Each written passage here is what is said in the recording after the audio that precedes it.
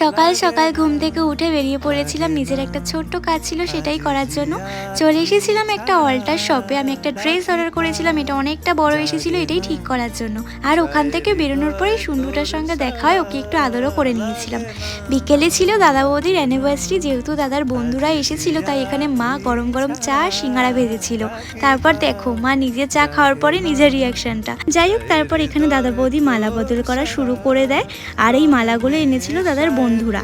তো তারপর 3বার মালা বদল করার পর তারপর তারা কেক কাটিং করে। আর কেক কাটিং করার পর আমি একটু বৌদিকে খাইয়ে দিয়েছিলাম কেকটা। এদিকে দাদার মুখটা দেখো। যাই হোক, দাদার বন্ধুরা যেহেতু কেক আর মালাগুলো এনেছিল তাই তাদেরকে স্পেশাল ট্রিট তো দেওয়ারই কথা ছিল। তো এই যে নানা রকমের মিষ্টি এনেছিল, পরপর আমি দিয়েও দিলাম সবাইকে। আর রাতে ডিনারে ছিল স্পেশাল মেনু, যেহেতু দাদা বৌদির অ্যানিভার্সারি ছিল।